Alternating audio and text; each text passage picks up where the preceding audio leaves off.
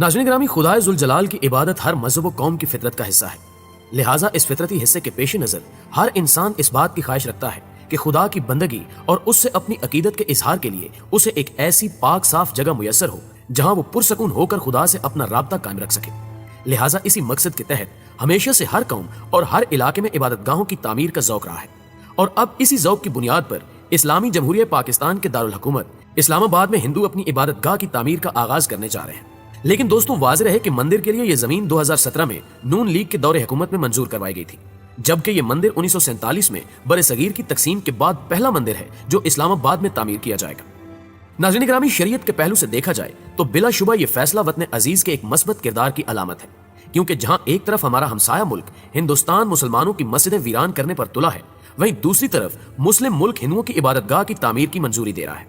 लेकिन सवाल यह है कि हमारी अपनी कई मस्जिदें ज़बूहाली का शिकार हैं, लिहाजा उन्हें नजरअंदाज करके गुरुद्वारों के लिए राहदारी बनाना और शिवलिंग लिस्ट में शामिल 400 मंदिरों की बहाली के प्रोग्राम के तहत तामीर व मुरम्मत किए जाना गोया अकलियतों को सर पर बिठाने के मुतरादिफ है। जी हाँ, आप पाकिस्तान के जिला गुजरांवाला में मौजूद मस्जिद को ही देख लें कि जब गुज़श्ता दिनों में इस मस्जिद की तस्वीर शेयर की गई तो मुल्क भर से कई शख्सियात और इदारे इस तारीखी मस्जिद को बहाल करने पर खर्च के लिए तैयार हुए। यहाँ तक कि डिप्टी कमिश्नर के वफद ने विजिट भी किया,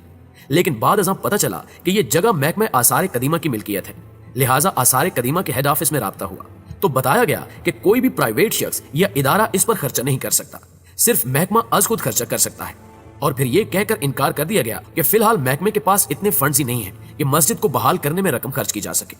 जबकि इसके बाद देखा गया कि सियालकोट, पिशावर और राजकटाह समेत दीगर कई मंदिरों को इसी महकमा आसार कदीमा ने तामीर करने के साथ साथ इसकी बहाली पर भी काम किया। प्यारे दोस्तों, अलमिया देखिए कि मुसलमान एक मस्जिद को अपने पैसों पर भी बहाल नहीं कर सकते, लेकिन मंदिर गुरुद्वारे सरकारी खर्च पर तामीर करके बहाल किए जा रहे हैं। और अब यही मामला इस्लामाबाद में बनने वाले मंदिर के साथ भी है कि जिसके लिए तमाम तर फंडिंग हुकूमत कर रही है।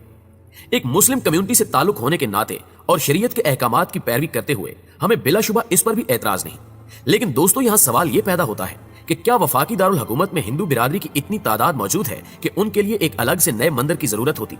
हालांकि रावलपिंडी में थोड़ी सी हिंदू बिरादरी मौजूद है, जिसके लिए इसी शहर में मंदिर भी है जहां रावलपिंडी और मुल्हिका इलाकों के हिंदू पूजा के लिए जाते हैं, जबकि भारत और नेपाल के सिफारत खानों में मौजूद हिंदुओं के लिए भी मुकम्मल मजहबी सहूलियात मौजूद हैं।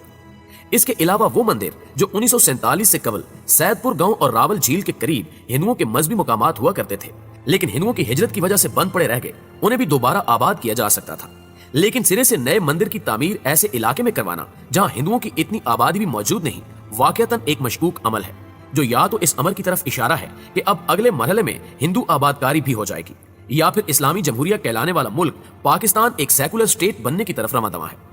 जी हाँ नाज़रीन, ये अमर भी मुमकिन है, क्योंकि इसी हवाले से पिछले कुछ अरसे से देखा जा रहा है कि किस तरह हिंदुआना कल्चर आम करने की कोशिश की जा रही है।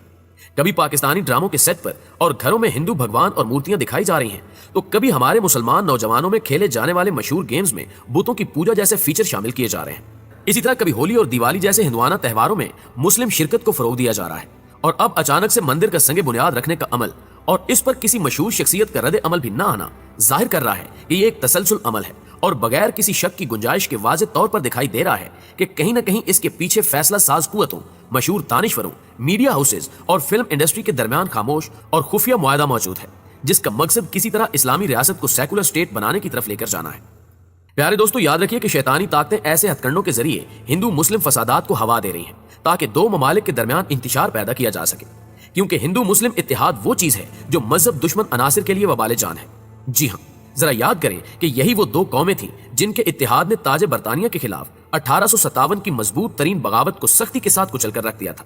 लेकिन इन्हीं तशद्दुद पसंद अनासिर ने खुफिया मंसूबों के तहत साजिशें रचाई, जिसकी वजह से कई गलतफहमियों ने जन्म लिया और हिंदुओं और मुसलमानों ने अपनी राहें जुदा कर ली। फिर गुस्से, लड़ाइयों और तशद्दुद ने दोनों पर गलबा पाया। इस तरह पूरे बरसगीर में इनकी आबादियों के वसी तर हिस्सों में कत्लो गारत का बाजार गर्म हुआ और बरतानवी साम्राज्य एक दफा फिर अपने मकसद की तकमील में कामयाब हो गया।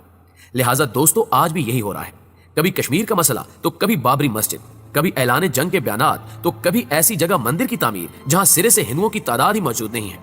ये तमाम वाकयात जाहिर करते हैं कि अगर इसी तरह आम आवाम अपने जज्बाती रवैये का शिकार रही तो दुश्मन अनासिर की आलम इस्लाम को चारों तरफ से घेरने की संगीन साजिश न सिर्फ मुस्लिम कम्युनिटी बल्कि दीगर मजाहिब के लोगों को भी अपने हिसार में ले लेगी और फिर जमीन पर वन वर्ल्ड ऑर्डर जैसे मंसूबों के क्याम में देर नहीं लगेगी। آخر میں اللہ تعالیٰ سے دعا ہے کہ وہ ہمیں ہر قسم کے فسادات سے محفوظ فرمائے، آمین ثم آمین۔ دوستوں اگر ویڈیو اچھی لگے تو اسے لائک کرتے ہوئے اپنے دیگر دوستوں کے ساتھ بھی شیئر ضرور کیجیے گا۔ جلدی حاضر ہوتے ہیں ایک نئی ویڈیو کے ساتھ، تب تک اپنا اور گرد و نواح کے لوگوں کا بہت سارا خیال رکھیے۔ اللہ نگہبان۔